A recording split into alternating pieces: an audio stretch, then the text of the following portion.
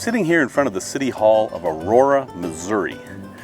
Aurora, Missouri is a challenge for me.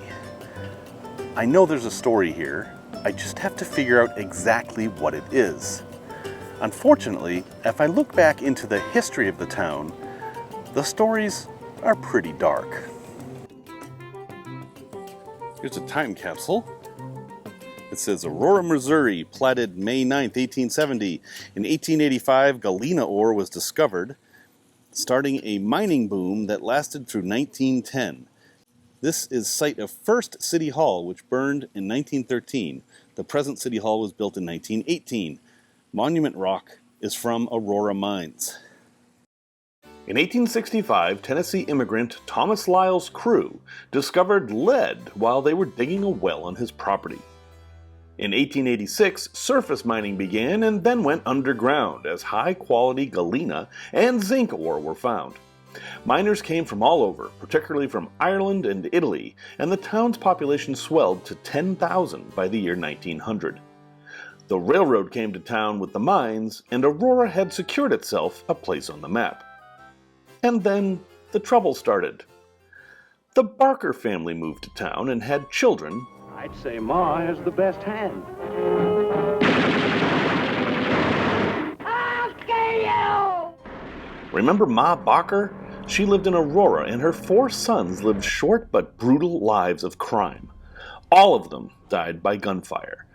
And then there was Lefty Williams, noted pitcher for the Chicago White Sox, or actually the Chicago Black Sox. He left baseball along with his other teammates after being indicted of taking bribes to lose games. While we're talking about famous Aurorans, we can't forget Johnny Lee Wilson, who confessed to killing 79-year-old Pauline Martz by binding her to a chair and setting her house on fire. He received no jury trial and was sentenced to life in prison. It's widely believed that he was not mentally competent and was a convenient scapegoat for a highly publicized crime.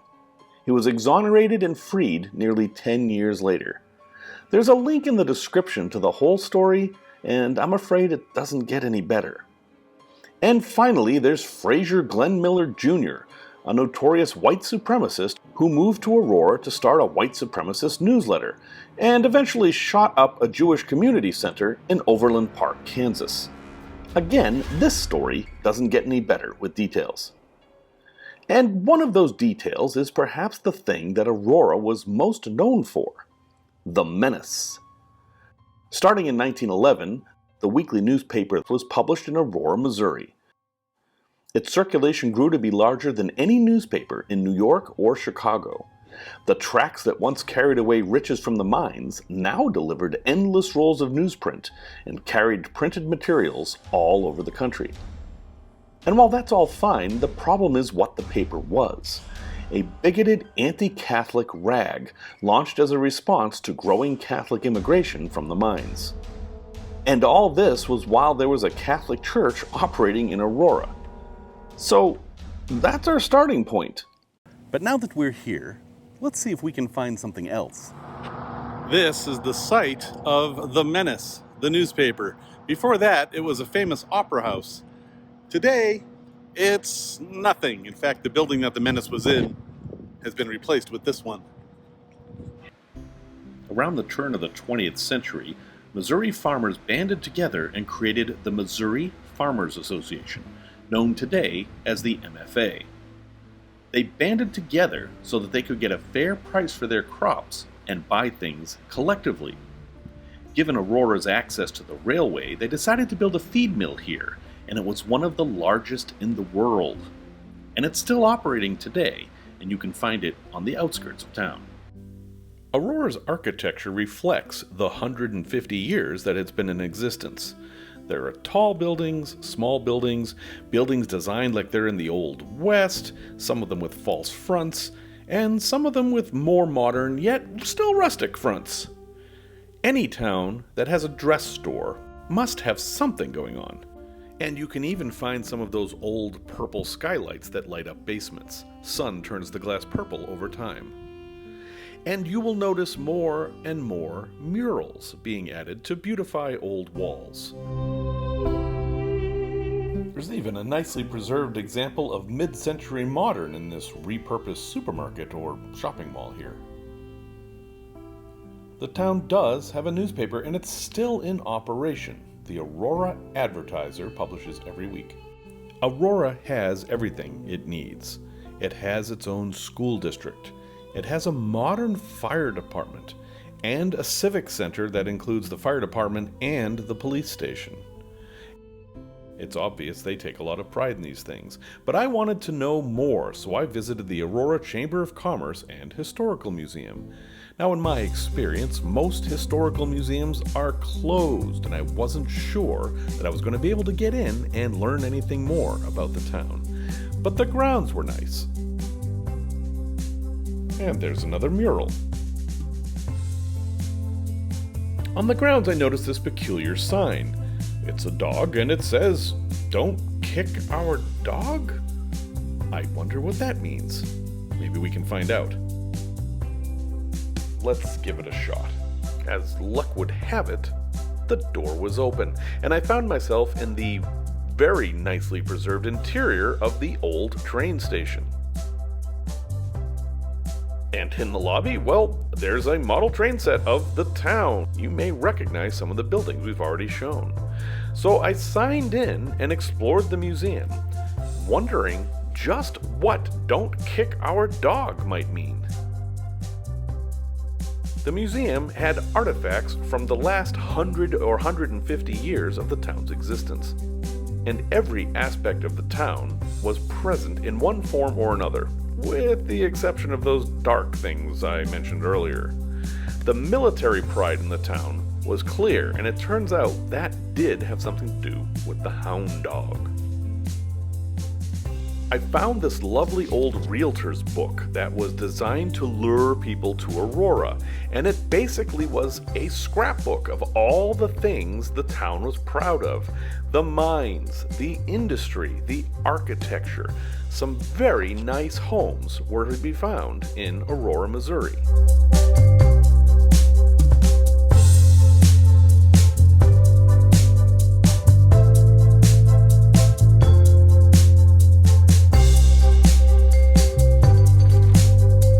There's that Catholic church that the Menace couldn't have been too happy with. They were apparently also very proud of their dairy industry. I think that's the only time I've ever seen plastic milk jugs in a museum. But wait, what's this? It is the Aurora Hound Dogs.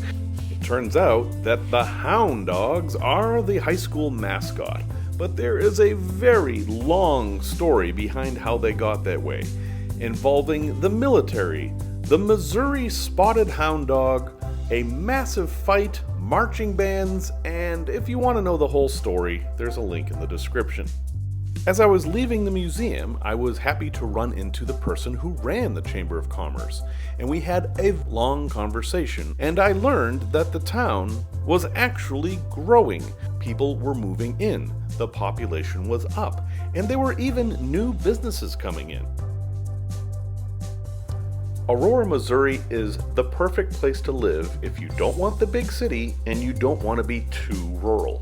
Everything you need is right there. You can know all your neighbors, get involved in civic activities, and focus on local things rather than the world at large.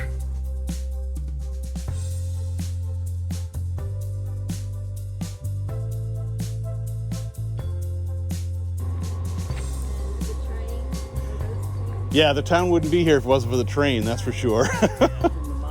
And the mine. Oh, excellent. Have you done any other Auroras? No, this is the first one. Yeah. Wow. And that's the interesting thing. Doesn't matter how dark the town's history is. When you visit them now, people are overwhelmingly friendly. And when I tell them what I'm doing, they're just usually wide open. They want to know more, they're full of curiosity, and they're very happy to share their stories. But not always.